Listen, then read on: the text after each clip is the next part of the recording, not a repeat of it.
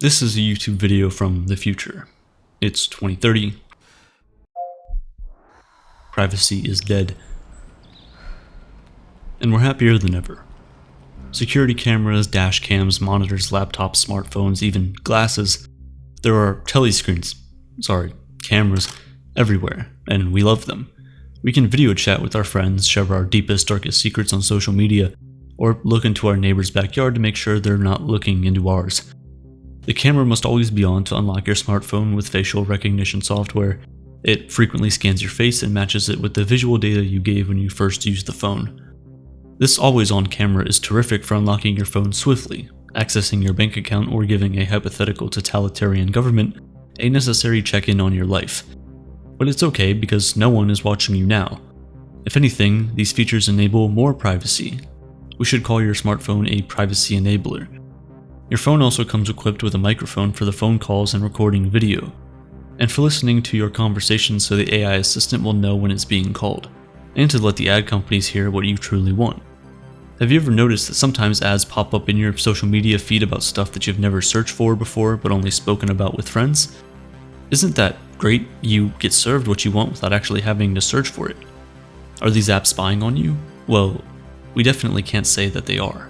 But hypothetically, it would be great because those in power looking after us could listen in on our conversations and catch criminals before they can commit a crime. I know I'd feel safer, wouldn't you? That's why it'll be called the Safety Enabler feature. When you go on TikTok, the For You page serves you content for the exact situation you're going through. Just been broken up with? Here's a video to comfort you. Bored out of your mind? Here's a video to excite you. Have an unfounded belief that you don't want to let go of? Here's some misinformation to ground you. The best thing about this is that data doesn't stay on the platform. It can be bought by almost any third party. Sure, it might be anonymous, but everyone can access open source tools to build a more complete picture of who you are. And when it's not bought, your information can easily be stolen in data breaches. According to a report from the Identity Theft Resource Center, there were 68% more breaches in 2021 than in 2020, and that number is only going up. There's only one way to stop this. You need to email every single data broker and request that they delete the information they have about you. Then you have to reply to all of their objections and fight desperately for your own privacy. As you can imagine, this could take years, but using the sponsor of today's episode, Incogni, you can guarantee your privacy the easy way. All you have to do is create an account and grant them the right to work for you, and that's it. Incogni will reach out to the data brokers on your behalf to request all your personal data be deleted and deal with any objection from the data brokers. To get started, sign up using the link in the description. The first 100 people to use code Aperture with the link below will get 60% off Incogni. It's completely risk-free for 30 days, so I encourage every one of you to at least give it a try, and if you're not happy, you get a full refund anyway. But I can assure you, when you see just how many data brokers have your information, you'll definitely want to keep your subscription. Back to our story. A man who recently lost his daughter found a disturbing letter sent from a service he uses, Office Max. After his name, the following detail was printed on the front of the letter: daughter killed in car crash. The note was printed on the letter by mistake, but it demonstrates how much data is out there on individuals. The company insisted that the description came from a third party, which was used to fill out a more complete understanding of the grieving father. And you might say that's very invasive, but is it? How else is the algorithm supposed to know to feed him videos that'll comfort him? Exactly. Nothing wrong with more people, even the government, getting to know the real you. No one should have to grieve alone, am I right? If anything, we should encourage even more privacy sharing to build community. Sure, some people might say they want to grieve privately, but they don't mean it, and we won't let them do so. You might wonder when or if you agreed to this tracking. When you log into a phone for the first time or sign up for a social media account, you consent to share your data. Sure, it's buried in a bunch of legalese, but ultimately you tick that box. You may not realize that you're doing more sharing than just a bunch of posts between friends and followers, but you are, and that's a good thing. Hiding is the enemy of privacy. How can those in power defend and protect you if you hide from them constantly? Many apps on your phone track your location data. Anything that uses mapping software like Uber, Bolt, Google Maps, even Snapchat knows where you are. And like all the other data that social media collects, it's shared. That just makes you easier to find, and discoverability is a virtue. Imagine you're lost hiking in the woods and no one has the location data to find you. your loved ones would be worried sick, and future governments would be unable to find you to make sure you're following all their rules. That would be concerning. What's better than sharing your physical location? Sharing every digital location you've been on the internet. Third-party cookies in your browser share all the websites you've visited with advertisers and other interested parties. All of the websites, every last one. Even in incognito, yes, that website. Sadly, these third-party cookies won't be around for much longer. Governments are introducing data privacy laws that will ensure that you give meaningful consent for sharing your data. But you wouldn't want to miss out on the benefits of sharing data, would you? You'll have ads tailored to your every want and need. You'll get recommendations on Amazon for products you definitely need. But don't worry about privacy laws getting in the way of data sharing. Meta was fined $1.3 billion for violating the European Union Privacy Law, GDPR.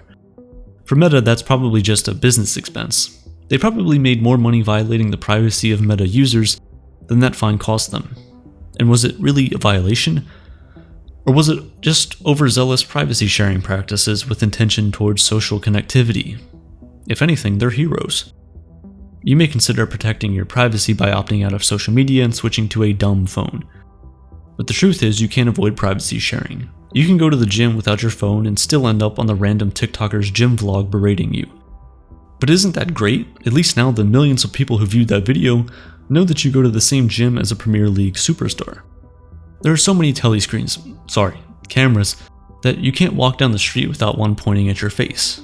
But that's great. After all, if your child is taken by an abductor, you'd want cameras to recognize their face and report them to the authorities. Or even worse, what if someone in the near future was loitering in the wrong assigned sector designated to their class? I would hope that facial recognition cameras would spot the transgression immediately and return them back to where they belong. Speaking of class, when you apply for a loan, you need to share your income, credit history, online purchases, and more with a lender. And lenders are pretty big on sharing. They may just send your personal information to insurance companies who love getting to know you better. More details for them to match you the perfect rate for your lifestyle, and who doesn't enjoy a good match? Thinking of going off the grid with crypto. The wallet companies operate under the same know your customer laws as regular banks. There's no escape there. Any unusual purchases can still be flagged, and purchases are still tracked for marketing purposes. The best thing about a world without privacy is that it's not optional. You need to be on social media to stay connected to family and friends. To succeed in the workplace, you've got to use LinkedIn regularly or sign into the email account with Google or Microsoft. Sharing personal data is an obligation unless you're willing to become a hunter-gatherer and live entirely off the grid. But you won't have to worry about this because you love sharing privacy, and you've got lots of privacy sharing to look forward to. In China, a social credit system is being developed to track and rate the behavior of Chinese citizens. The annoying loud person playing music on the subway? That transgression is going to impact their score, and they may not be able to travel as freely in the future. The system is currently operating on an opt-in basis, but is intended to become mandatory in the future. In the West, individual institutions track people in similar ways. Banks, for example, assign a credit style score based on shopping habits, debt payments, and other factors. Apps like Uber ask riders and drivers to score each other, which can lead to a loss or gain of privileges. Although there aren't currently grand ambitions for a social credit system in the West, there are plenty of non-government institutions to fill that void. Local governments will have to request access to these human evaluations. Future governments will expedite that process once they understand the importance of securing privacy with more sharing. You may think you're willing to share everything but the blood that runs through your veins. Well, I've got some news for you, great news actually. Your DNA is likely already sitting in a database, and the best part is that you don't have to opt in. Somebody has already likely done it for you. If any of your hundreds or thousands of blood relatives have shared their blood with a DNA genetic testing service, congratulations, you're in the system now. And the best part is that you don't need to give your consent because you have no choice. Not all these services currently share DNA with the police, but enough do, and it's awe-inspiring. Yes, you might not have consented to it, but don't you want serial killers to get caught? Back in 2018, after a 40-year search, the Golden State Killer was identified as former police officer Joseph James D'Angelo Jr. How did the police solve the case? Well, investigators had the killer's DNA on file from one of his crime scenes, but for years couldn't find a match. Until free genealogy testing became a thing, investigators used that free genealogy and DNA database, GED match, to narrow down a list of suspects. They already had the killer's DNA on file, so all they needed to do was find a match with a relative in the database. After painstakingly recreating the killer's family tree using the available DNA in the database, they were able to come up with potential suspects, after which they used eyewitness descriptions to find the infamous killer. And it's not just the Golden State Killer. Almost daily, killers who have committed murder in previous decades are being identified. Only 2% of the population need to participate in a DNA service to provide the DNA of over 99% of the population. But there's no need to worry, you're not a criminal after all. Unless you're looking to murder an acquaintance or sign a petition that a future totalitarian government doesn't approve of, you should be good. These DNA services can also verify if you have or are at risk of developing a genetic condition like Huntington's disease, cystic fibrosis, or colon cancer. They just need a sample of your blood, hair, skin, tissue, or amniotic fluid. They can also determine the chances of your baby being born with a condition, even if you don't have any symptoms. They may also inform insurance companies if you're prone to certain conditions and everything that entails, which is great. For the insurance companies, now they can give you the best rates possible. If you still don't want to share your private life, I have a few questions. Why not? Are you hiding something? What have you done? Please share. But I'm guessing you're open to sharing. You consent to expose your private information to interested parties because there's no choice if you want to participate fully in modern society. The perks are too sweet, the repercussions too dire. You get more opportunities in the workplace. Ads and even billboards are tailored to your wants and needs. You can know what diseases you're susceptible to and who your ancestors are. And most importantly, you get to stay connected. Very connected. Your life is transparent, and that's where true privacy lies. There is no consent, because there's no other choice. It's 2030. Privacy is dead. And we're happier than ever.